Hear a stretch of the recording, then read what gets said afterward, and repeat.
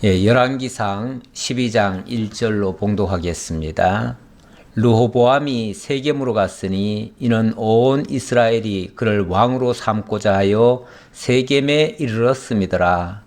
느밧의 아들 여로보암이 전에 솔로몬의 왕의 얼굴을 피하여 애굽으로 도망하여 있었더니 이제 그 소문을 듣고 여전히 애굽에 있는 중에 무리가 사람을 보내 그를 불렀더라.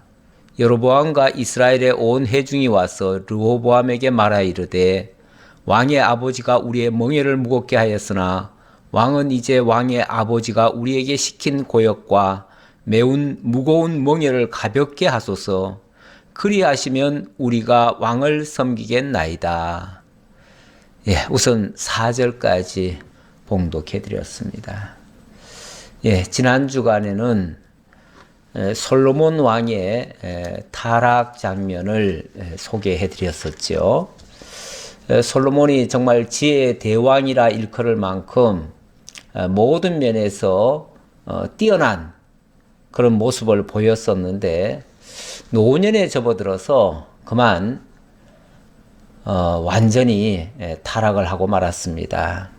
그 타락의 결정적 원인 중에 하나는 많은 여자들을 로만이 사랑했다 그랬지요. 11장 1절에 그 말이 나오는데요. 솔로몬 왕이 바로의 딸 외에 이방의 많은 여인을 사랑하였으니 이렇게 얘기합니다. 많은 여인을 사랑했다. 이게 큰 화근이었습니다. 무엇보다도 바로의 딸 외에 이방의 많은 여인 이렇게 얘기를 했는데 이방 여인을 사랑한다는 것은 이방 여인이 갖고 있는 것까지를 사랑하는 거죠. 원래 사랑한다고 하면 옛말에 철을 사랑하면은 처갓집 쪽에 말뚝을 보고도 절을 한다 이런 표현이 있어요. 너무 그 아내에게 푹 빠져 있다 보면은 분별력이 흐려지는 거죠. 그래서 그 아내의 모든 것이 다 좋아 보이니까 아내가 가지고 있는 것, 그것도 다 인정을 해주는 거죠. 그러다 보니까 결국은 이방 여인들이 가져온 것은 우상이었습니다. 그런데 그 우상을 결국은 함께 섬기는 꼴이 되어버렸죠. 더군다나 이방의 많은 여인들, 한두 여인도 아니고 여러 여인이 있었고 또 이방 여인들 말고도 무려 1000여 명에 가까운 그런 여인들이 있었다고 그랬습니다. 솔로몬의 마음이 일편단심 하나님만을 향해야 되는데 하나님을 향하던 그 마음이 사람을 향했고 또 여자들을 향했다. 그러다 보니까 그 여자들이 가지고 온 우상에게로 그만 넘어가고 말았다. 이 말씀이죠. 이렇게 되어지면 반드시 하나님의 징계가 따르지요. 징계가 따르는데 하나님께서는 지난 주간에 몇몇 대적자들을 일으켰어요. 에돔 사람 하닷을 일으켰고 또 르손을 일으켜가지고 하닷은 저 아래 지역에서 공격을 하게 만들었고 르손은 저 북쪽에 가서 수리아라고 하는 나라를 세우고 거기서 공격을 하게 됩니다. 이렇게 외적이 있는 데다가 이번에는 또 내적까지 일으켰습니다. 자기의 충신이었던 여로보암이 왕을 대적하기로 작정을 했습니다. 그런데 가만히 보니까 이 여로보암이 왕을 대적하려고 한 것은요, 자기 마음이라기보다는 하나님께서 그런 마음을 주셨다고 그랬습니다.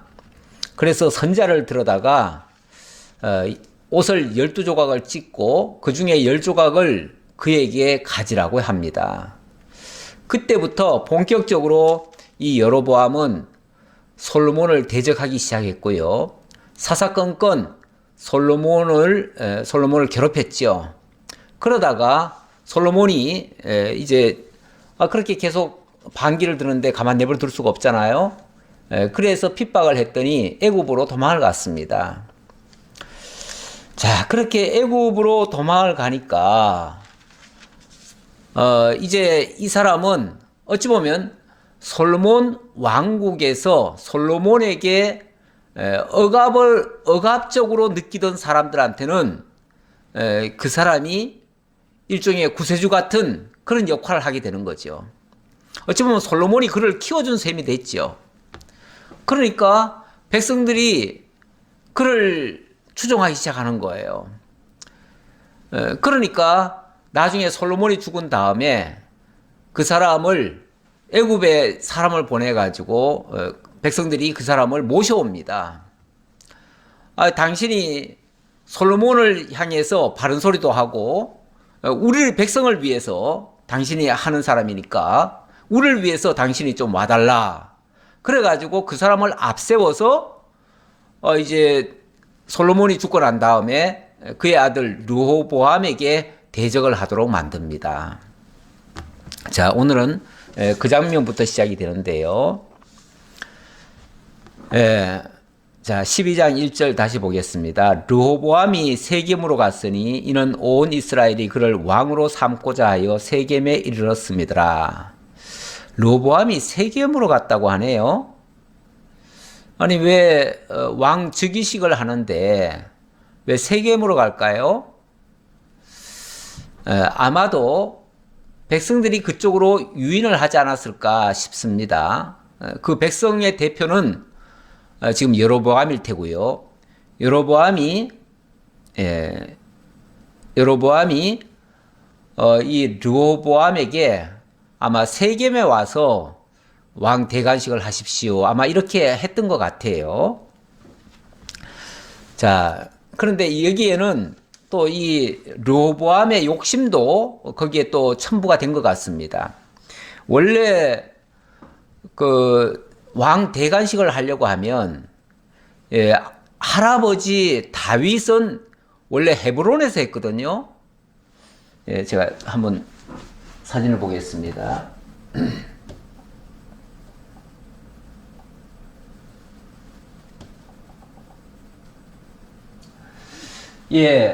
원래 할아버지 다윗은 여기 헤브론 여기서 대관식을 했었죠. 여기서 대관식을 했고 그 다음에 아버지 솔로몬은 여기 예루살렘 여기서 대관식을 했습니다. 그리고 성전도 여기 있고 또 왕궁도 여기 있으니까 당연히 예루살렘에서 그냥 하면 되지요. 그런데 왜 이 세겜까지 갔을까요? 이 세겜은 이 여로보암이 사는 쪽이에요. 여로보암이 이쪽으로 유도를 한 것 같아요. 유도하는 명분은 그랬겠지요. 당신은 이제 유다의 왕이 아니라 전 이스라엘의 왕이니까 그러면은 전 이스라엘의 중심지가 되는 이 세겜에 와서 대관식을 하십시오. 그래야 모든 이스라엘 백성들이 전체가 다 당신을 따르지 않겠습니까? 이런 식으로 얘기를 하는 거죠. 그렇게 얘기한 것 같아요. 뭐 정확한 그 내막은 자세히는 알 수 없지만 이 여로보암이 그쪽으로 이끌고 간 것 같아요. 자, 그런데 어쨌든 여기에 응해서 르호보암이 세겜으로 갔습니다. 자, 이렇게 되어지면 이제 여로보암의 어떤 공작에 말려들 가능성이 많지요. 많은데 자, 어쨌든 그리 갔습니다.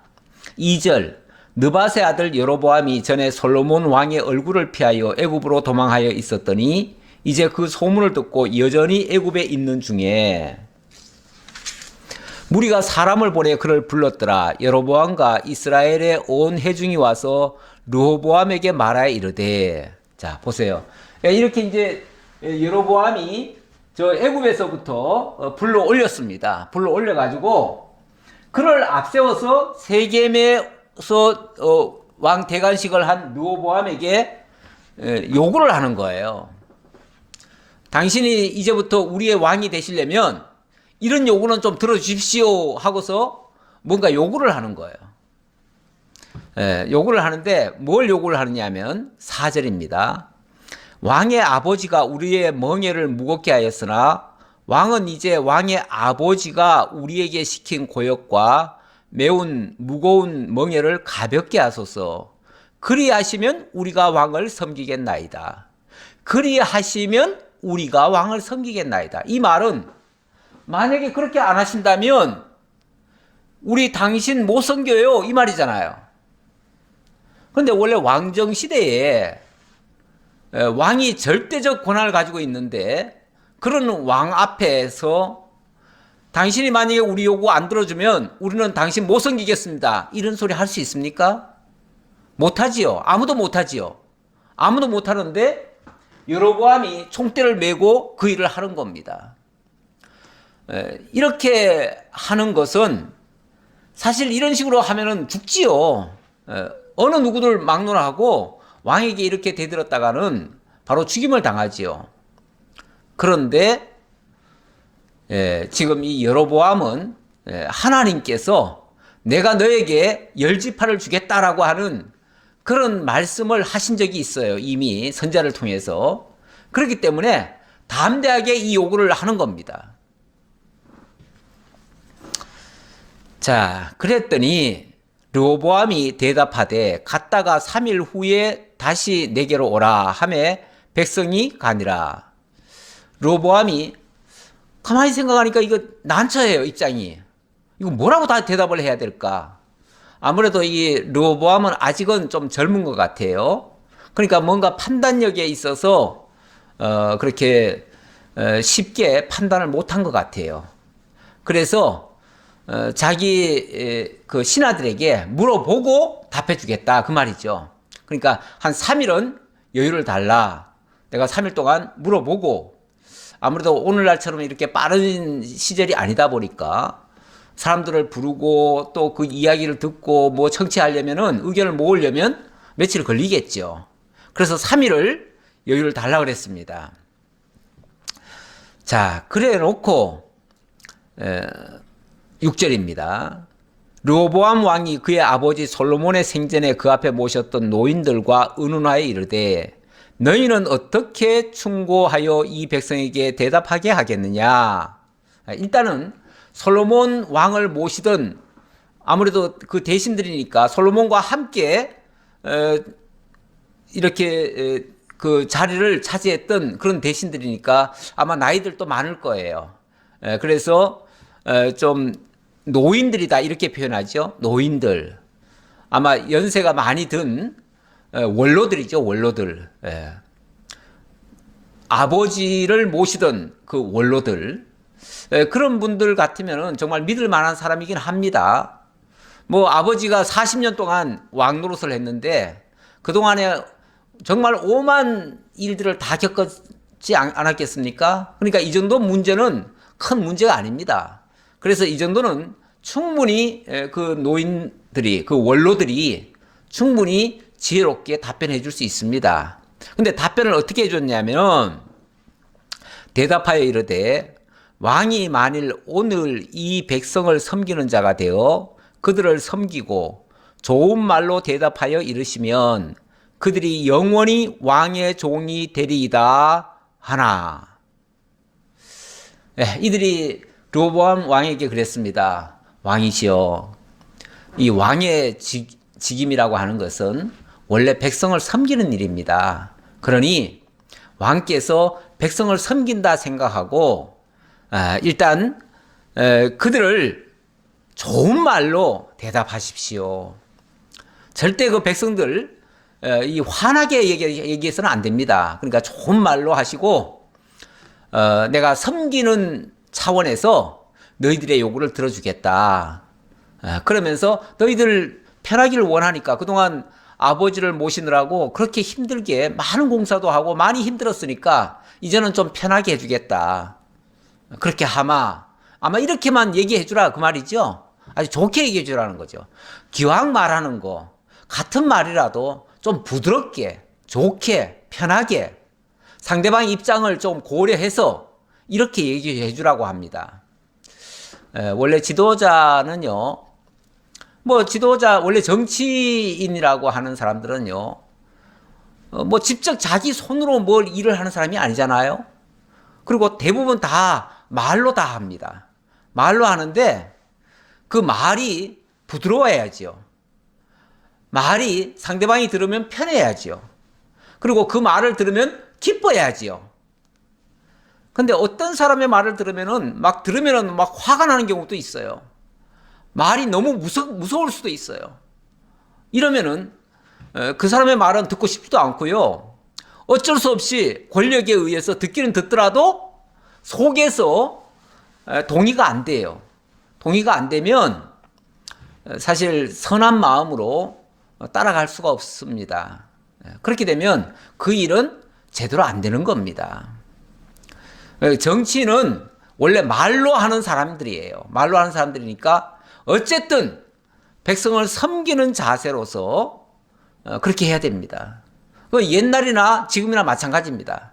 옛날에는 왕정시대니까 왕은 무조건 막 다스리는 거다. 이 다스림만 생각하고 어떤 권력만 가지고 내가 왕이니까 내 마음대로 다 할 거야. 날 미워하는 놈 다 죽일 거야. 날 반대하는 놈 다 제거할 거야. 네. 이런 식으로 얘기하는 거는요, 굉장히 포악한 겁니다. 어떤 경우에도 혹시라도 정말 속으로는 미울 수도 있고 속으로는 뭐 마음에 안 드는 게 있을 수 있어요.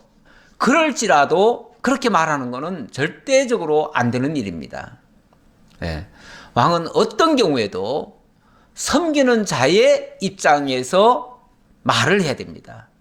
그리고 위로해야 됩니다. 자기 힘으로 못하는 거라면은 정말 미안해하고 최선을 다해서 해주겠다고 하고 뭐든지 도와주려고 하고 그의 마음들을 읽어줄 줄 알아야 됩니다.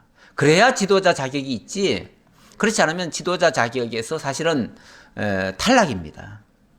지금 우리나라에도 지금 오늘 밤이면은 어쩌면은 새로운 대통령이 탄생할지 모르겠습니다. 뭐 내일이면 확정되겠죠. 예. 그런데 사실 이거 선거 과정에서 보면은 좀 은근히 걱정이 돼요. 왜냐하면 말들이 너무 거칠어요. 뭐 진짜 나에게 좋지 않게 얘기한 언론은 뭐 다 없애버리겠다 이런 소리도 하질 않나. 뭐 가만 안 두겠다 뭐 이런 소리도 막 거침없이 하지 않나. 이거는 뭐 완전 정치 보복을 하겠다고 노골적으로 말하는 거 아니겠습니까? 만약에 진짜 그게 본 마음에서 나온 말이고, 아니 본 마음이 그랬더라도 그렇게 말하면 안 되는 건데 벌써 그런 말을 거침없이 한다는 거는 정치인의 자격으로서는 완전 불합격입니다. 원래 그 외교하는 사람들도요, 그 각국 간에 서로 외교하잖아요. 외교할 때 외교관들은 그렇습니다. 어떤 경우에도 성질 내면 안 되고요. 정말 온갖 모욕적인 걸 다 당해도 아주 부드럽게 얘기를 해야 됩니다. 속에는 정말 어마어마한 거를 뭐 가슴에 품고 왔을지라도, 엄청난 무기를 가지고 왔을지라도 표현은 굉장히 부드럽게 해야 됩니다. 상대방을 녹일 정도로 얘기를 해야 됩니다. 그게 외교 잘하는 사람들이에요. 뭐 막 강대강으로 뭐 저쪽에 이렇게 나오니까 우리는 막 거기에 더 세게 얘기한다. 그러면 바로 전쟁 나는 겁니다. 그래서 그 전쟁이 사실은 대부분의 전쟁이 가만히 보면요, 그 말 몇 마디 때문에 전쟁 나는 겁니다. 무슨 뭐 대단한 무슨 뭐 큰 이슈가 있어가지고 전쟁이 나는 게 아니에요. 예.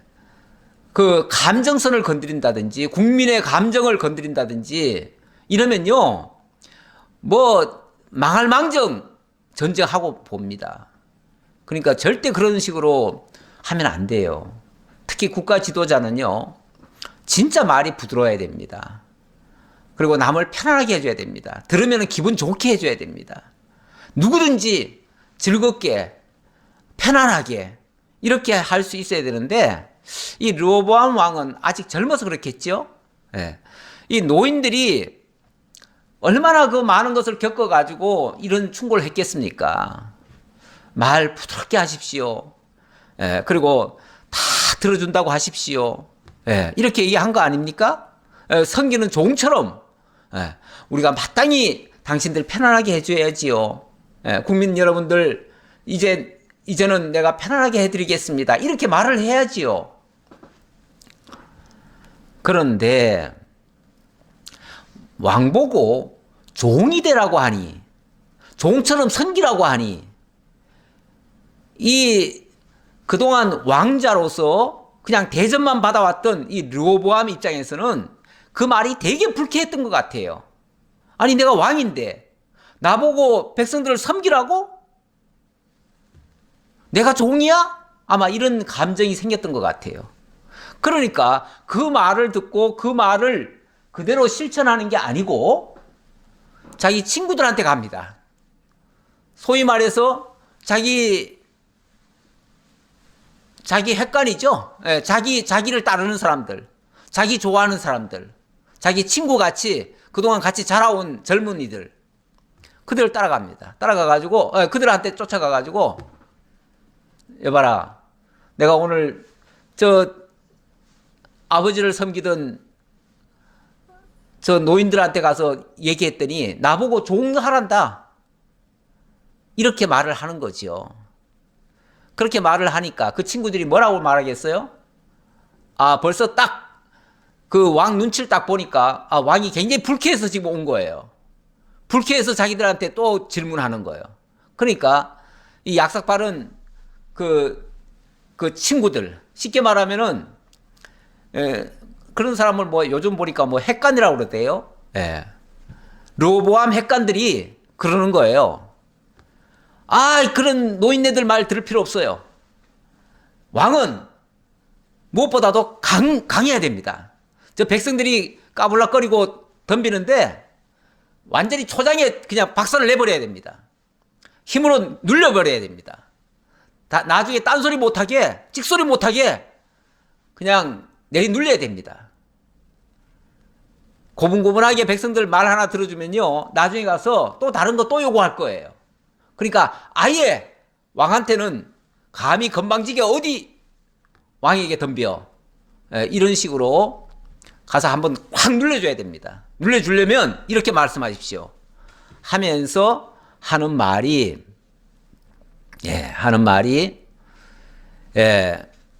8절 봅시다. 왕이 노인들이 자문하는 것을 버리고 자기 앞에 모셔있는 자기와 함께 자라난 어린 사람들과 의논하여 이르되 너희는 어떻게 자문하여 이 백성에게 대답하게 하겠느냐. 백성이 내게 말하기를 왕의 아버지가 우리에게 메운 멍에를 가볍게 하라 하였느니라. 함께 자라난 소년들이 왕께 아뢰어 이르되 이 백성들이 왕께 아뢰기를 왕의 부친이 우리의 멍에를 무겁게 하였으나 왕은 우리를 위하여 가볍게 하라 하였은즉 왕은 대답하기를 내 새끼 손가락이 내 아버지 허리보다 굵으니 내 아버지께서 너희에게 무거운 멍에를 메게 하였으나 이제 나는 너희의 멍에를 더욱 무겁게 할지라. 내 아버지는 채찍으로 너희를 징계하였으나 나는 정갈 채찍으로 너희를 징계하리라 하소서. 보세요. 벌써 말 속에 굉장히 아주 그냥 무서운 도끼가 지금 설에 있는 말이죠. 같은 말이라도 부드럽게도 할 수 있는데 이놈들 아주 그냥 본때를 보여줘야 됩니다. 이런 식으로 얘기하는 거죠. 본때 보여주려면 아니 내 새끼 손가락이 아버지 허리보다 더 굵은데 말도 안 되는 소리인데 사실은요. 근데 이제 뻥치는 거예요. 한마디로. 백성들 꼼짝하지 말라고, 찍소리도 하지 말라고 그러면서 한다는 소리가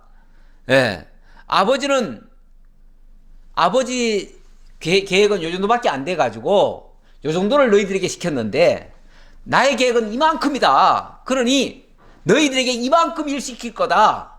이렇게 아예 그냥 바로 대놓고 얘기하라는 거예요. 그래서 만약에 아버지 때는 너희들이 만약에 말 안 듣는다고 해가지고 말 안 들으면 채찍을 때려가지고라도 말 듣겠지만 나는 너희들에게 더 혹독하게 정갈 채찍으로 너희를 다스리겠다. 정갈 채찍이라는 거는 완전히 물어 죽이는 거 아니에요? 정갈은 쏘이면 원래 죽어요. 너희들을 죽을 때까지 아주 혹독하게 할 거니까 아예 반항할 생각 조금도 하지 마라. 이런 식으로 엄포를 놓는 거죠. 무엇 때문이죠? 완전히 기선잡기 하려는 거예요. 기선잡기. 예. 뭐 옛날에 보니까 부부가 결혼을 했는데 뭐 부인은 초장에 잡아야 된다고, 그러면서 완전히 길을 드러나야 된다고, 그러면서 아주 처음부터 혹독하게 하라고 이렇게 주문하는 사람들이 있더라고요. 옛날 어른들 중에. 예. 아니 뭐 그렇게 하면은 찍소리 안 하고 죽을 때까지 고분고분 말 들을 거라고 생각해서 그런 겁니까? 그런 생각은요, 부부간에도 있을 수 없는 일이고요. 그런 생각 자체가 굉장히 정말 망나니 같은 생각이죠. 정말 무식한 소리죠. 사람은요, 힘으로 누른다고 눌려지는 게 아닙니다. 부드럽게 말을 하면요, 말 한마디에 청량빛을 갚는다는 말도 있잖아요. 설령 상대방이 돈 받겠다고 이를 악물고 와가지고 내가 오늘은 반드시 돈 받아가겠다 하고 쳐들어왔어도요, 정말 부드럽게 말하면요, 나중에는 물러갑니다. 예. 말 한마디에 천냥빚을 갚을 수도 있어요. 예. 더 잘하면요, 예. 오히려 보태주고 갈 수도 있어요. 예. 그러니까 일단은 말을 잘해야 됩니다.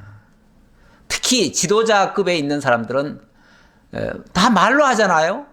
지도하는 것도 사실은 다 말로 하는 겁니다. 물론 뭐 이렇게 말하는 저도 말을 지혜롭게 한다고 제가 장담은 못합니다. 하지만 우리 하나님께서 최소한 그 겸손한 마음이라도, 말을 그렇게 부드럽게 못하더라도 마음 자세라도 좀 자신을 좀 낮추고 겸손하게 이렇게 대하는 것은 마땅한 도리입니다. 우리 지도자된 자들은요, 내가 이렇게 위에 있는 자라고 착각하시면 안 됩니다.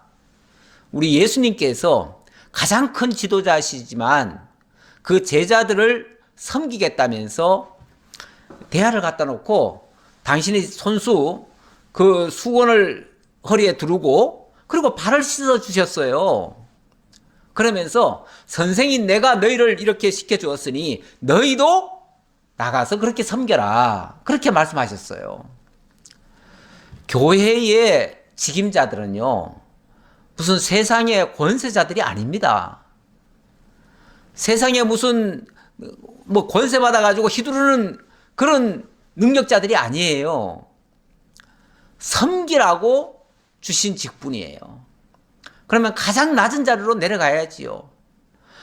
오히려 천하게 여김 받을지라도, 천하게 여김 받는 건 괜찮아요. 우리 주님도 뭐 얼마나 욕을 먹고 그렇게 했는데요. 그렇지만은 욕으로 같이 대하지 아니하고 끝까지 사랑으로 품어주면서 모든 것을 이해하고 용납하고 그러면서 끝까지 섬기는 일, 죽기까지 섬겼잖아요.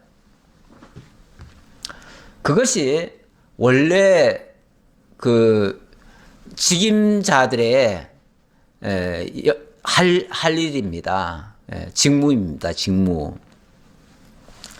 자, 이런 코치를 받고 나서 르호보암이 참 그걸 또 그대로 자기 분석도 못하고 그대로 갔다가 또 다이렉트로 백성들한테 전하네요.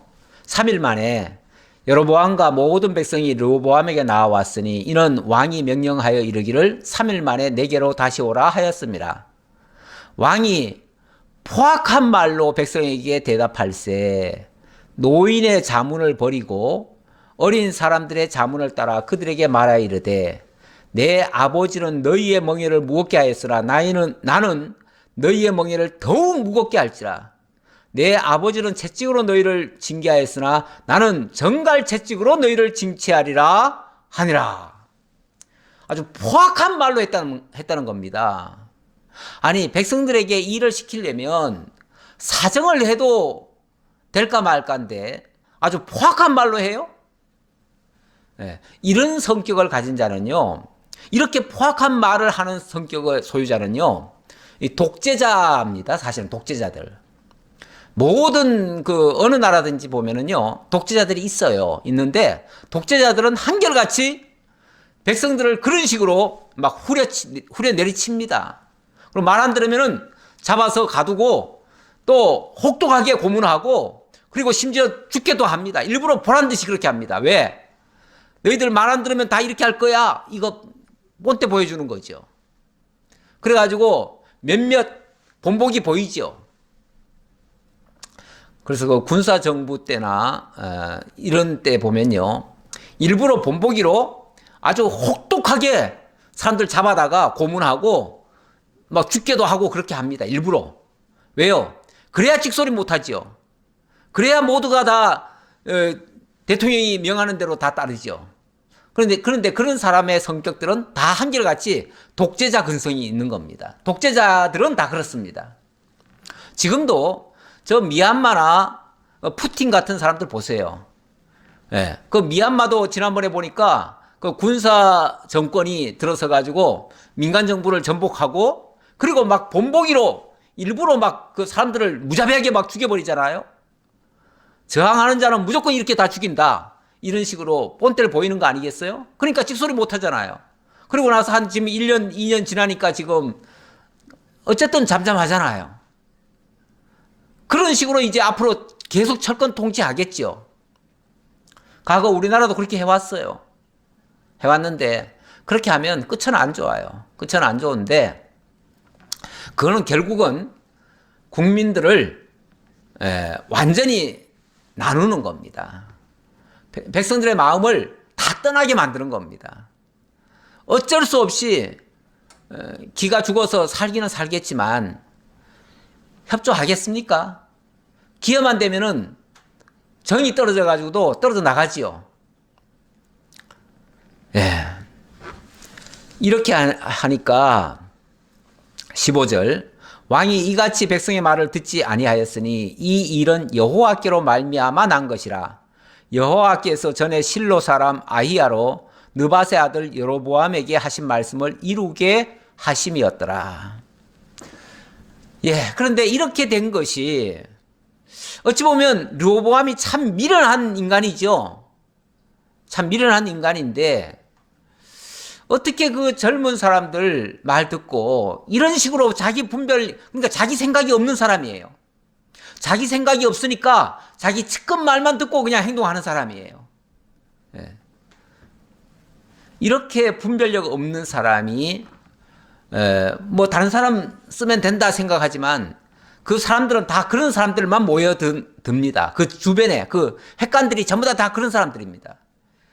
그러면 그런 사람들을 곁에 두고 다스려 가면요, 뻔하지요. 앞으로 어떻게 될지 뻔하지요. 그런데 이렇게 된 것이 단순히 르호보암이 어리석어서 또는 여로보암이 또 이렇게 의도적으로 해서 그랬다기보다는 이것이 하나님께서 선지자 아히야로 하여금 여로보암에게 일러준 말씀대로 되게 하려고 이렇게 됐다. 결국 하나님의 뜻이 이런 식으로 이루어진 거다 그 말이죠. 결국 이 일은 하나님께로 말미암아 된 거예요. 그러니까 어리석은 생각을 하게 만드는 거죠. 그래가지고 어리석게도 그런 사람 말을 듣게 만들고 그러니까 결국은 나라가 분열이 되는 거죠. 하나님이 이 나라를 징계해서 나라를 나누시려고 이런 역사를 하게 하시는 겁니다. 온 이스라엘이 자기들의 말을 왕이 듣지 아니함을 보고 왕에게 대답하여 이르되 우리가 다윗과 무슨 관계가 있느냐? 이세 아들에게서 받을 유산이 없도다. 이스라엘아 너희의 장막으로 돌아가라. 다윗이여 이제 너는 내 집이나 돌아보라 하고 이스라엘이 그 장막으로 돌아가니라. 물론 이 말을 한 사람은 여로보암일 거예요. 여로보암이 백성들한테 외치는 거죠. 백성 여러분, 여러분들 똑똑히 들으셨죠? 다 보셨죠? 지금 왕이 우리를 완전히 이런 식으로 포괄적으로 앞으로 다스리겠답니다. 우리가 이러려고 이 다윗을 지금까지 섬겨왔습니까? 우리가 이런 대우 받으려고 지금까지 솔로몬을 그렇게 위해서 봉사했습니까? 이제 더 이상 우리가 이런 자를 위해서 충성할 이유가 없습니다. 우리 이제 다윗은 떠나서 우리 길로 갑시다. 우리는 우리 식대로 따로 삽시다. 이런 식으로 선동을 하는 거죠. 아마 백성들이 대안이 없으면요, 이런 말 해도 찍소리 못하고 예 그러면 그렇게 살지요. 앞으로 찍소리 안 하겠습니다. 이러고 살겠지요. 그런데 여로보암 같이 그렇게 용맹스럽게 나서가지고 백성들의 그 마음을 시원하게 해주는 자가 있으면은 그 사람 말 따라가는 거죠. 그래, 가만히 보니까 저 여로보암 말이 맞아.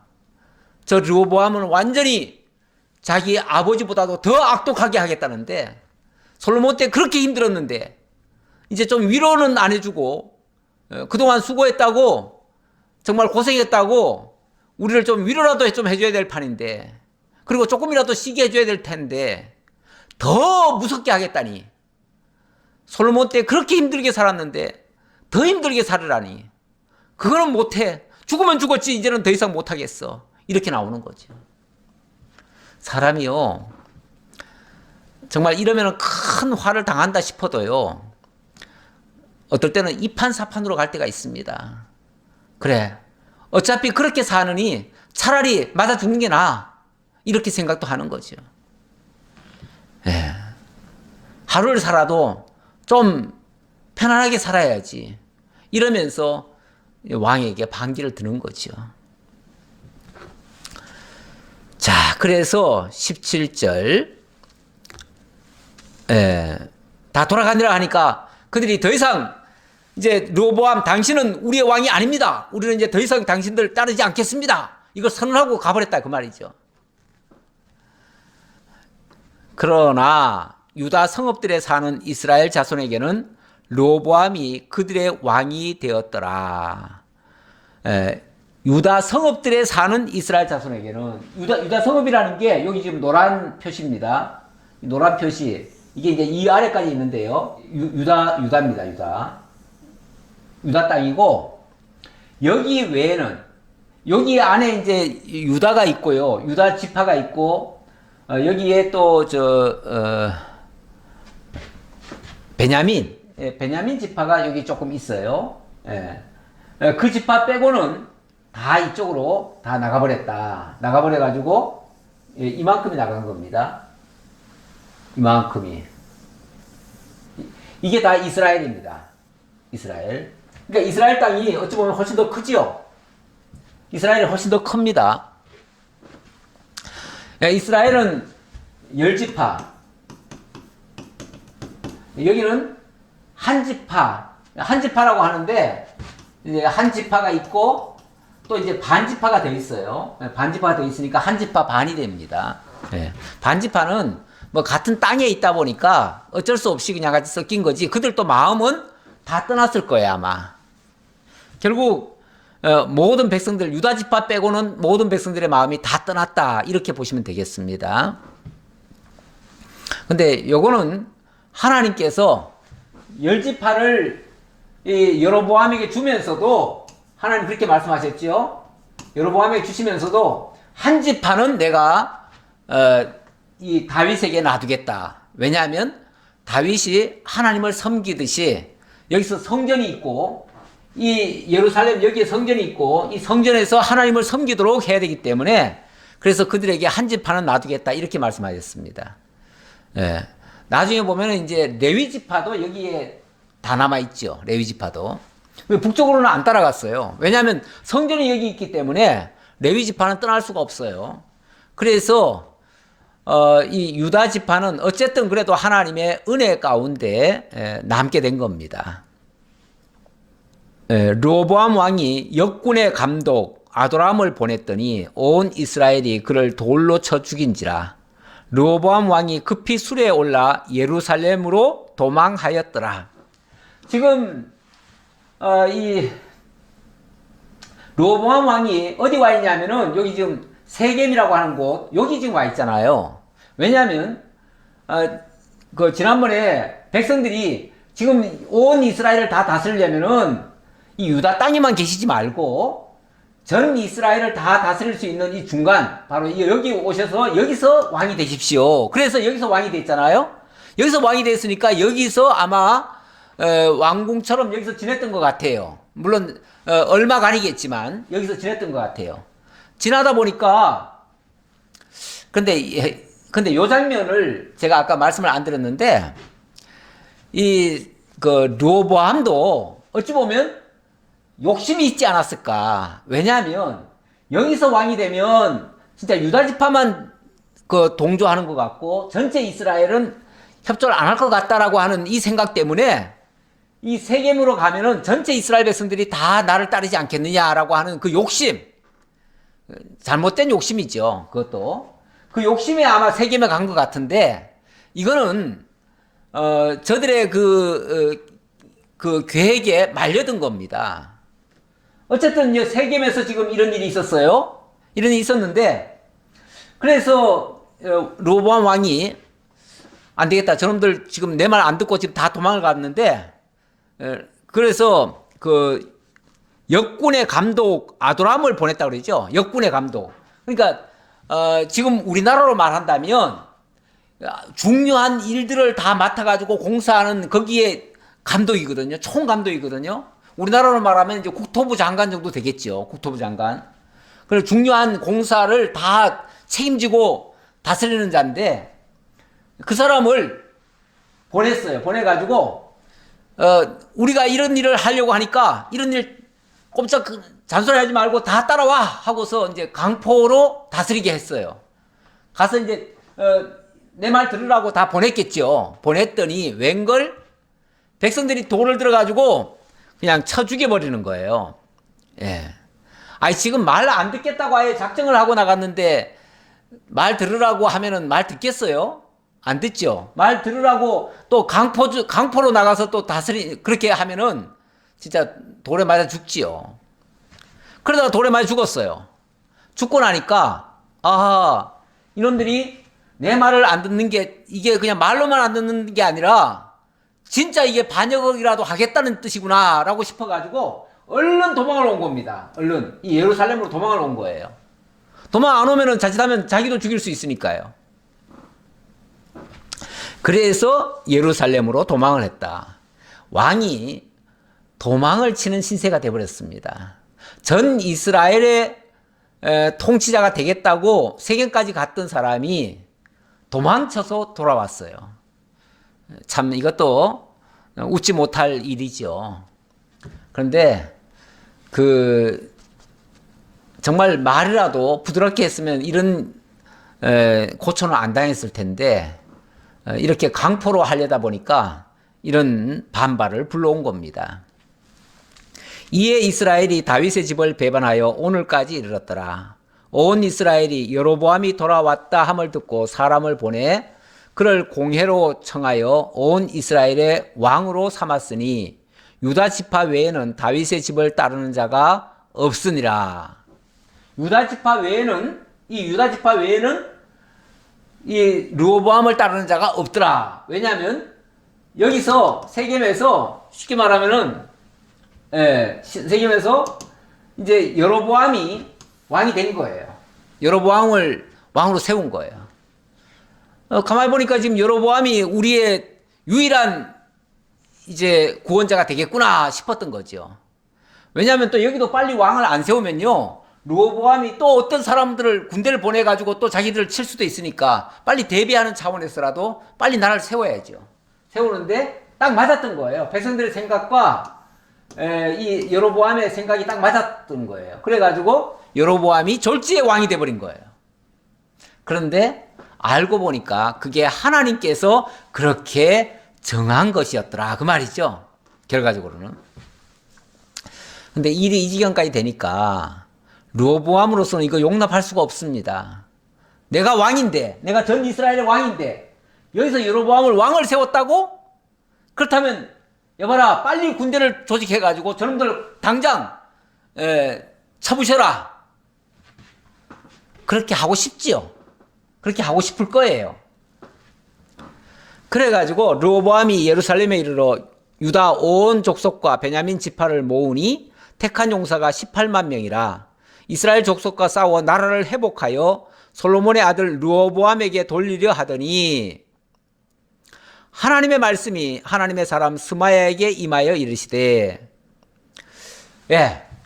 그래서 이 르호보암이 아직도 정신 못 차렸지요. 당장 저놈들 당장 다 제압해야 되겠다. 무력으로 제압을 하고 내가 아주 본때를 보여야겠다. 그리고 여로보암을 잡아 죽여야 되겠다. 이렇게 생각한 거죠. 이게 하나님의 뜻으로 말미암아 이루어진 걸 모르고 자기 힘으로 내리누르려고 한 거예요. 그래서 군대를 막 급히 소집을 했어요. 소집했더니 총 18만 명이 모였어요. 대단하지요. 여기서 18만 명이 모인 것도 대단하긴 대단해요. 아마 18만 명 데리고 바로 쳐들어가면은 어쩌면은 이들을 제압할 수도 있을 거예요. 그런데 하나님의 말씀이 선지자 스마야에게 임했습니다. 그래서 뭐라고 얘기를 하냐면 솔로몬의 아들 유다왕 르호보암과 유다와 베냐민 온 족속과 그 남은 백성에게 말하여 이르기를 여호와의 말씀이 너희는 올라가지 말라. 너희 형제 이스라엘 자손과 싸우지 말고 각기 집으로 돌아가라. 이 일이 나로 말미암아 난 것이라 하셨다 하라 하신지라. 그들이 여호와의 말씀을 듣고 그 말씀을 따라 돌아갔더라. 자, 군대를 소집해가지고 18만 명을 이끌고 치러 나갔어요. 치러 나가는데 선지자 스마야가 딱 가로막는 거예요. 가로막고는 이 일은 하나님께서 지금 이 일을 하신 거다. 그러니 너희들 지금 나가면은 하나님을 대적하는 행위가 된다. 그러니 돌아가라. 돌아가라. 더 이상 싸우면 안 된다. 이렇게 해가지고 이들이 이 군대가 선지자의 말을 안 들을 수가 없잖아요. 또 그래서 선지자의 말을 듣고 다 발걸음을 돌렸다는 거예요. 그래서 동족 상잔의 이런 전쟁은 안 일어났습니다. 여기서라도 빨리 르호보암이 정신을 차리면 좋겠어요. 좋겠는데 어떻게 될지 모르죠. 조금만 더 볼까요? 여로보암이 에브라임 산지에 세겜을 건축하고 거기서 살며 또 거기서 나가서 분회를 건축하고 그의 마음에 스스로 이르기를 나라가 이제 다윗의 집으로 돌아가리로다. 자, 이번엔 이제 여로보암 얘기입니다. 조금 전까지는 르호보암 얘기였는데요. 르호보암 이야기였는데요.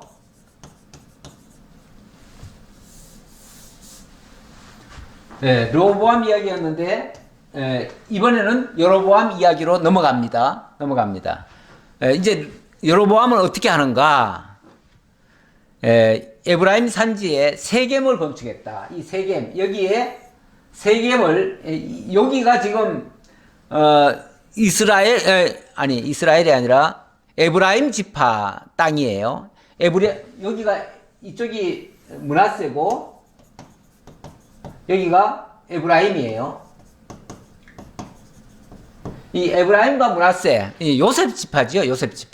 요셉 지파에서 우두머리로 세운 사람이 여로보암입니다. 그때는 솔로몬 시대에 굉장히 충성을 잘했던 사람이에요. 그런데 이 사람이 여기를 중심으로 해서 이제 왕이 된 거죠. 여기를 중심으로 해서 여기다가 이제 건축을 했다는 거죠. 세겜성을 이제 건축했겠지요. 그리고 거기서 살며 또 분회를 건축했다. 그러니까 이 세겜 왕궁을 만든 거죠, 뭐.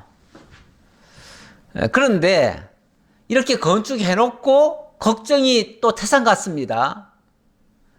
아니, 하나님이 열지파를 빼앗아서 자기에게 주었다고 하면 여로보암 입장에서 말이에요.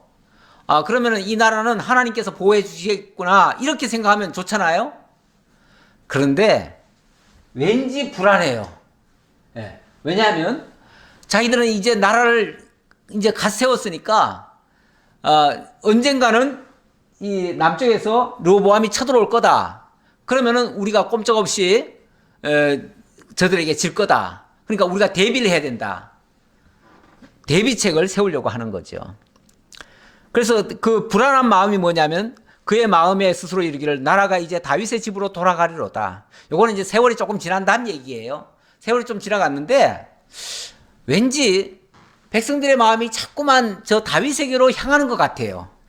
왜 백성들이 또 마음이 다윗에게로 좀 이렇게 향하냐면 다윗이라기보다는 다윗하고는 절교했지만은 여기 예루살렘이 있잖아요. 요 예루살렘에 성전이 있잖아요. 성전 있죠? 이 성전이 있으니까 백성들은 하나님을 섬기는 습관이 있으니까 성전에 가서 하나님을 섬기려고 하면은 이쪽으로 자꾸 오게 되잖아요. 여기서 이렇게 오게 돼요. 이렇게 자꾸 오게 돼요. 여기서도 오게 되고 여기서도 오게 되고 자꾸 오게 돼요. 오게 되면 그러면은 생각이 여기 왕의 입장에서는 불안해요. 아니 우리 백성이 왜 자꾸 저쪽으로 가나? 저쪽으로 가면은 언젠가는 저쪽에 더 관심을 갖지 않겠는가? 네. 다윗에게로 마음이 돌아가지 않겠는가? 옛날로 이게 불안해요. 불안해. 사람들도 나를 따르던 사람이 다른 사람을 좋아하면 왠지 뺏길 것 같은 이 불안감이 올 수도 있잖아요. 그런 게 올 수 있어요. 아마 이 여로보암이 그랬던 것 같아요. 어느 정도 세월이 지나고 나니까 백성들의 마음이 자꾸만 이쪽으로 왜냐하면 무슨 절기 때마다 이쪽으로 자꾸 가니까요. 아무래도 성전이 여기 있다 보니까 성전 중심으로 해서 사람들이 자꾸 내려가게 돼요. 이게 불안해가지고 만일 이 백성이 예루살렘에 있는 여호와의 성전에 제사를 드리고자 하여 올라가면 이 백성의 마음이 유다 왕된 그들의 주 르호보암에게로 돌아가서 나를 죽이고 유다의 왕 르호보암에게로 돌아가리로다 하고 이에 계획하고 여기 불안했던 거예요. 언젠가는 이쪽으로 가다 보면은 르호보암하고 사이가 좋아질 테고 그렇게 되면은 그 르호보암에게로 돌아가기 위해서 자기를 죽이고 갈까 아니냐. 일종의 피해의식이죠. 이 약한 사람들이 이런 피해의식을 갖기가 쉬워요. 이 피해의식을 갖게 되면요. 모든 게 다 불안해요. 저러다가 나 배신하고 가는 거 아니야? 배신할 때는 내 목을 치고 가지 않을까? 이런 걱정이 정말 참 하나님을 믿는 믿음이 있다면 이런 걱정 안 할 텐데 이 사람도 기본은 안 돼 있어요. 그러다 보니까 이 불안한 마음 때문에 그래서 무슨 계획을 했냐면 이에 계획하고 두 금송아지를 만들고 무리에게 말하기를 너희가 다시는 예루살렘에 올라갈 것이 없도다. 이스라엘아 이는 너희를 애굽 땅에서 인도하여 올린 너희의 신들이라 하고 하나는 베델에 두고 하나는 단에 둔지라. 성전에 자꾸 가니까 성전 가지 말라고 뭘 만들었냐면 어디 요 베델이죠. 베델. 여기 가까이 요 베델. 여기 베델에다가 자, 다시 봅시다. 여기 베델. 여기 베델에다가 여기다가 금송아지를 하나 만들었어요. 금송아지. 그리고 이 위에 여기 단에도 하나를 만들었어요. 여기다가도 또 금송아지. 왜 이렇게 만들었냐면은 야 너희들 자꾸 하나님 섬기러 여기 가는데 예루살렘 갈 필요 없다. 예루살렘은 어차피 이거는 남의 나라 됐으니까 우리는 우리 하나님 섬기면 될 거 아니냐. 우리 하나님은 바로 이 금송아지다. 이렇게 얘기한 거예요. 아니 어떻게 하나님이 금송아지죠? 금송아지가 어떻게 하나님이 될 수 있죠? 옛날에 고증을 살펴보면 옛날에 그 출애굽하고 나서 아론 제사장이 금송아지를 만들어 가지고 하나님이라고 일러준 적이 있잖아요. 물론 그때도 잘못해가지고 잘못된 정보예요. 그게 잘못된 정보. 그런데 그 잘못된 정보로 어리석은 백성들을 미혹을 한 거예요. 그래가지고 여기다 금송아지 만들어 놓고 제단을 여기다 만든 거예요. 그래 우리 거기 갈 거 없다. 여기서 하나님 섬기면 된다. 꼭 장소가 꼭 거기 가야 되냐? 가까운 데 가서 섬겨라. 그래가지고 이쪽에 있는 사람들은 다 이쪽으로 올라가고 저 위쪽에 있는 사람들은 다 이쪽으로 위로 올라가라. 이렇게 했다 그 말이에요. 그랬더니 이 일이 죄가 되었으니 이런 백성들이 단까지 가서 그 하나에게 경배함이더라. 그가 또 산당들을 짓고 레위 자손 아닌 보통 백성으로 제사장을 삼고, 예. 자, 그러다 보니까 백성들이 멀리 갈 거 없다니까 그냥 가까이 가버리죠. 뭐 이쪽으로 가죠. 뭐 이쪽 사람들 다 이쪽으로 가요. 그런데 이게 또 가다 보니까요, 또 이 사람들 이쪽으로 왔는데 가다 보니까 야, 꼭 여기까지는 갈 거 뭐 있느냐? 야, 가까운데 그냥 산당 지어. 산당. 그러니까 여기도 산당 하나 짓고 여기도 산당 짓고 여기도 산당 짓고 가까운데 그냥 아무데나 지어.